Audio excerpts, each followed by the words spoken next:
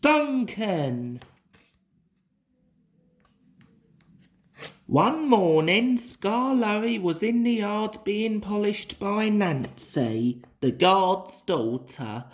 Scarloey was thinking about his friend Reneus, who had gone away to be mended. "Reneus comes home tomorrow," said Nancy. "What? Tomorrow?" chirped Scarloey. "I must look my very best. Please polish me some more." "You're such an old fusspot," laughed Nancy. Duncan was jealous. "Aren't you going to polish me too?" he asked. "Sorry, I have to get the ice lollies ready for the passengers," said Nancy. "It's not fair," Duncan complained. "Peter Sam gets a new funnel, so Handel gets special wheels, passengers get ice lollies, but I'm not even polished." Duncan enjoyed complaining, and he soon began to sulk. That afternoon there was bad news from up the line. "One of Scarloey's coaches has derailed," called Duncan's driver. "We'll have to go there right away." Duncan took the workman to sort out the mess. "Oh, this extra work," he grumbled. "It wears an engine out." The derailed coach was in the middle of the train, so Scarloey had gone on to the top station with the front coaches. Duncan brought the rear coaches home. He sulked all the way back to the station. I get no rest, he muttered. He arrived back just in time for his own 4 o'clock train, but he was sulky and wouldn't move. "Come on, we're keeping our passengers waiting," his driver reminded him.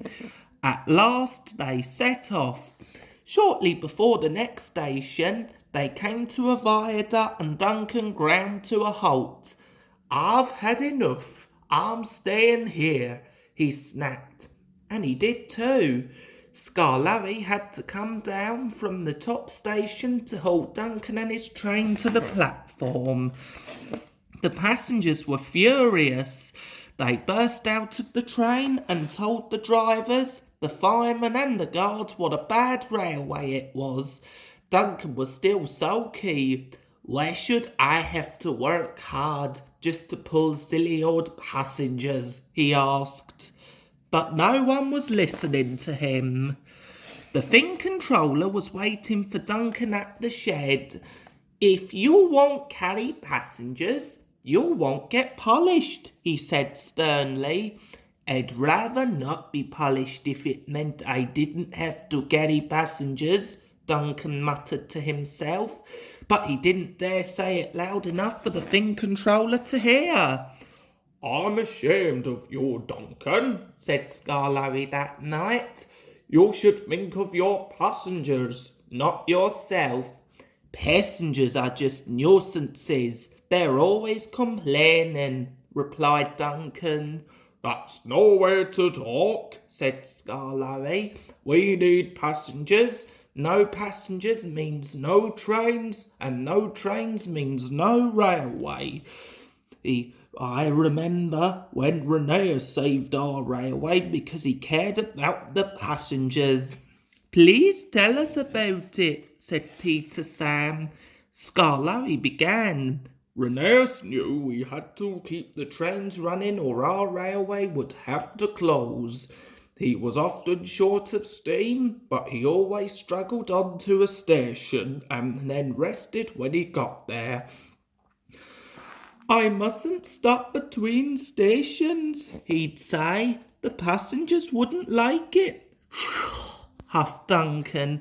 He had stopped on a viaduct and hadn't cared at all.